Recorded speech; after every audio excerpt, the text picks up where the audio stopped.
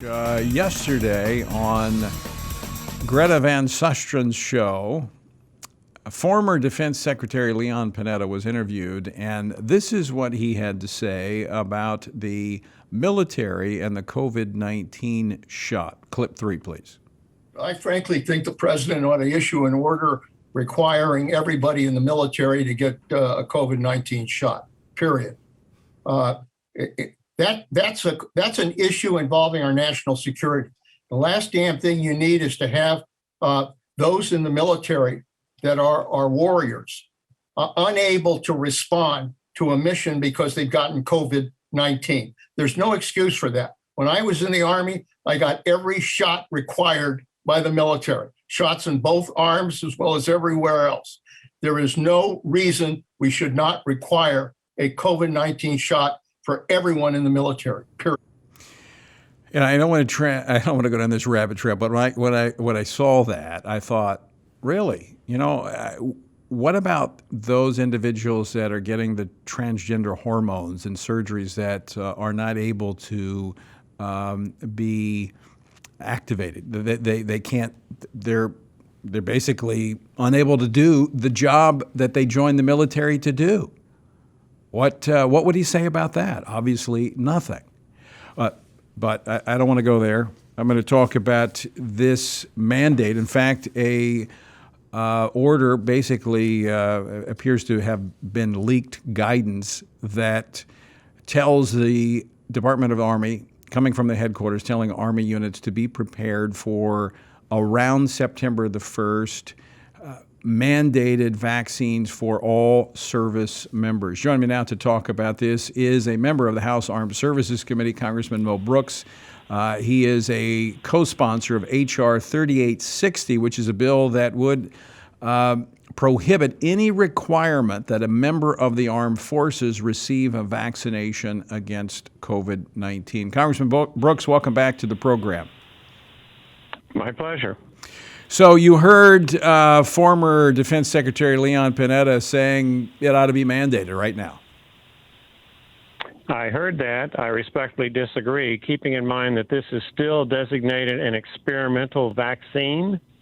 It's not received final approval from anybody.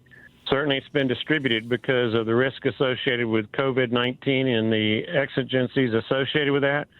And I should also add that it's been pretty clear that there is a definite age difference in the effect of COVID-19. The older you are, the greater the risk. The younger you are, the lesser the risk. That's not to say there's no risk, but it is substantially lesser.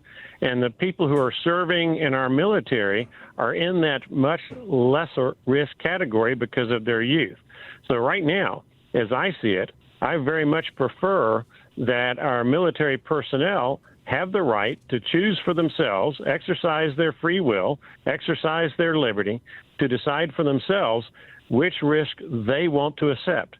Do they want to accept the risk of COVID-19, which for their age bracket is a much lower risk than for older age brackets, or do they want to accept the risk of adverse consequences from a COVID-19 vaccine? I hope that they'll make the right decision, whatever that may be, but it ought to be their decision in as much as it is a life and death one. Congressman, I served in the Marine Corps, and I remember, as Panetta made reference to, you go through, you get all the shots, and you get them everywhere, but I got them a lot of places. Sore for a couple of days afterwards. But I don't recall ever, when I was in the Marine Corps, I don't ever recall being mandated to get a flu shot. It was just the big vaccines that you had to get, and I think we have to be reminded that this is not a vaccine. This is a shot. Isn't there a difference here? Well, to me, I'm not sure if there's that much difference between an injection or something that you might take orally or through some other means. To me, the impact is on the human body and the risk associated with that impact versus the risk associated with the impact of catching the illness that is sought to be prevented.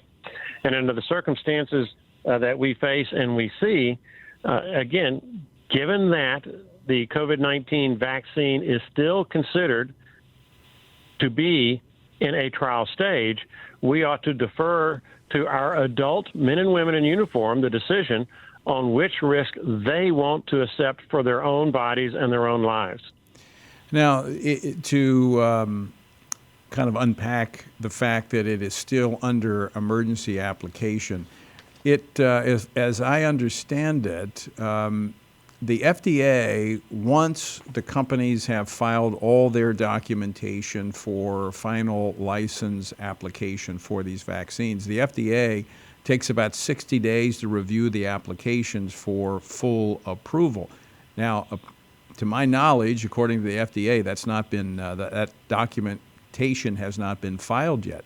So what about this leaked order from the Army saying that be prepared for September the 1st for mandated vaccines? I don't see how they make that within the time frame in terms of it being fully licensed and authorized and not be operating under this emergency provision.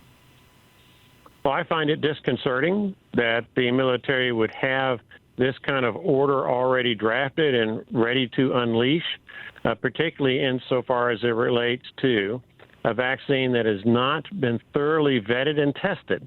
Now, once it gets thoroughly vetted and tested, that changes the dynamics a little bit. You still got the issue, though, of the secondary effects, the adverse effects of taking the vaccine versus the risk associated with these youth of catching COVID-19. Right. And I much prefer that we defer that to the liberty and freedom and good judgment of our military personnel, all of whom are adults. Right. And I believe that they are mature enough to be able to make that decision for themselves. I never like the heavy hand of government intervening.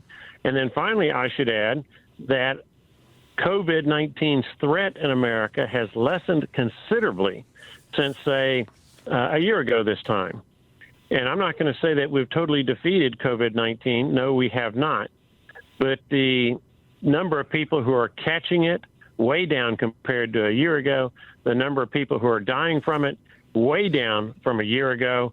And still, if I recall correctly, the average age of death for people who have purportedly died from COVID-19 is still well into the 70s, if not the lower 80s. Right. It's somewhere in that very upper age bracket. And that all tells me that we ought to defer to the sound judgment and discretion of our men and women in uniform who are already being asked to risk their lives on behalf of their country. And the question becomes, should we ask them to risk their lives on a vaccine that is still in the testing stage, that has not received a final approval from anybody? Right. And not to mention that the recovery rate is 98%, over 98% of those who contract the virus. Mo Brooks, so good to talk with you. Thanks so much for joining us today.